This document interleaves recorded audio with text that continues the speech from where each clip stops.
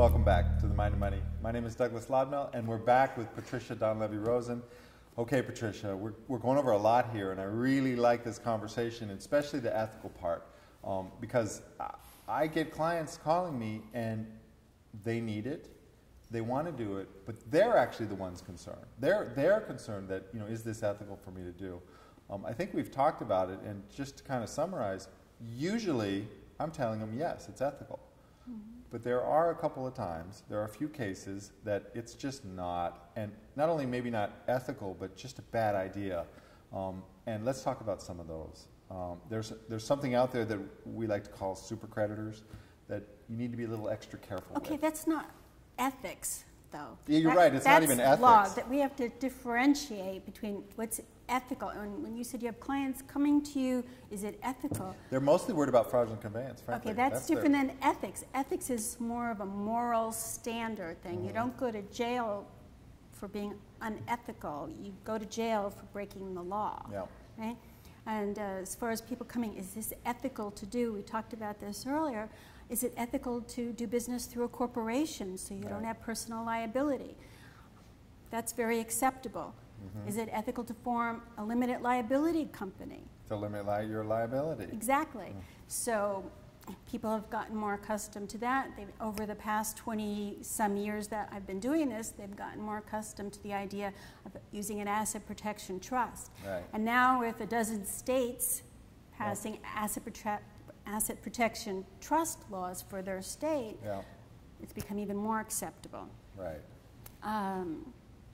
So now let's talk about not just the ethics, but just the practicality. The legality, the fraudulent and the practicality. transfer. That is a question people often. Huge one. Am I going to get in trouble for fraudulent transfer? Well, that depends. Is it a fraudulent transfer? Right. And if it is, does it matter? First of all, a fraudulent transfer is not a crime. That is not committing fraud. Right. Fraud is when you mislead somebody by telling them something or admitting to tell them something that they should be told. A fraudulent transfer is a remedy that the creditor has available. If the creditor, once the creditor gets the judgment against you, finds that he, she, it can't collect, but finds that you've moved your assets around and made them so that you can't collect, there's a remedy where they can go to the court and say, hey, Doug moved X million dollars offshore 3 years ago. If he didn't do that, that money would have been available to me. And the court can decide yes or no, depending on the facts.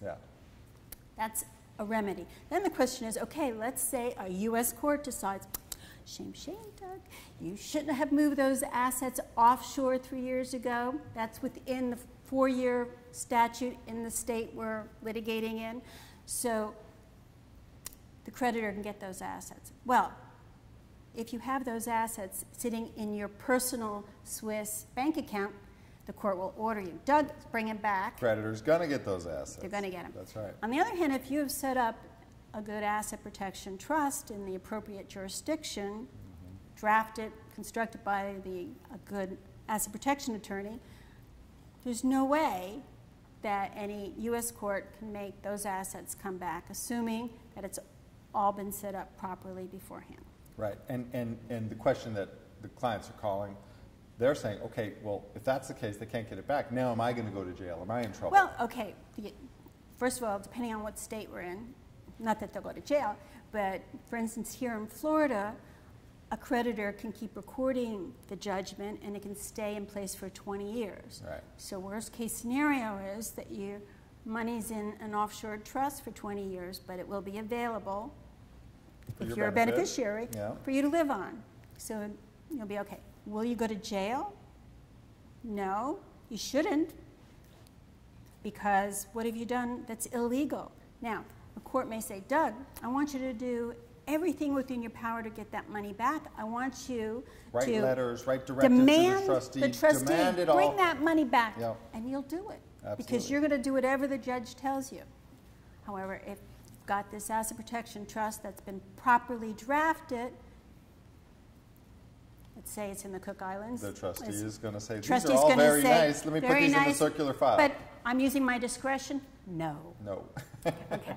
So your money's safe. Right. And you've done everything you've been told to do. There should be no reason that you would be in jail. Now, we have no control over what a U.S. court does. Right? We know what the laws are. Judges don't always follow the law. Really? Now, let me just say to the judges of the world they don't? that about most judges, they look up the law, they follow the law. But every once in a while, we get a result-oriented judge who says, I don't care what it says. Right. I don't like you. I'm throwing you in jail. Right. Well, okay, well then hopefully you have a litigator, because our U.S. Supreme Court said that you should not be put in jail for civil contempt for doing something you can't do. Right. And you can't do it. Right. So under our laws, you shouldn't go in jail. On the other hand, I can't tell you what some judge in some little town who doesn't like you might do. Well, and I mean, we do have some case law around this. We have pretty good history, and it's very, my answer to clients when they say, am I going to get thrown in jail to this is, no, you're just not. It's, I mean, notwithstanding exactly what you said, we can't say what a judge is going to do, but the reality is we're not seeing that Well, I'd happen. say over the 20 plus years that we've been doing these offshore trusts, not one of our clients has been put in jail for contempt. And there have been 2 horrible cases where attorneys drafted trusts that were very poor, where the client had the control. Not your clients. Not our clients. Let me point that where out. the client had Too control. much control, well beyond the fact. Exactly, Yes, and absolutely. so they were properly put in jail. Exactly. You know, and so, even those were released eventually. Yes, Yeah, even they so. were released eventually. Yeah, so, okay, good. Well, I mean, I think that answers that question, and hopefully people watching this get the sense that, you know, I think the big misleading thing about the word fraudulent conveyance is fraud. Fraud, and right, it really is right. misleading. It's not fraud in the legal sense of the word fraud, and it's not criminal. So No. that's a really important distinction. Let's talk about super creditors. Super creditors. Who are super creditors? Uncle Sam is a super creditor. Yeah. Yeah, you don't want to mess with him. I don't want to mess with Uncle Sam. Yeah. I don't want to mess with any government agency, because I'm not sure how far they're going to take this super creditor power stuff. Yeah. And but for sure, we don't want to mess with Uncle Sam, because it's a statute in the Internal Revenue Code that says, as the attorney, as the professional helping someone set up an offshore trust or any structure, if I do anything that impedes their collection, not only are they in trouble, their collection, not only are they in trouble, they the client, but I'm in trouble, fines and possible jail time. Yeah. And I don't collect a big enough attorney's fee to make that. No, not worth No, it. no. Right. So what we're saying, loud and clear, is IRS. You said it before, these plans are tax neutral. You're going to pay every penny of tax on these plans. They're going to be transparent to the IRS. You're going to file all the proper forms. So this is not done. If you want to, you set up an offshore trust to get out of paying your taxes, forget it. If you're a U.S. person, forget it. Yes, if you're not a forget U.S. person, things can be done to help you. But if you're a U.S. person, you're still paying your taxes. That's right. And there's a little wrinkle here that I think we should bring up. This issue of the bank that you owe your money to on your mortgage has been taken over by the FDIC, which is now a federal agency.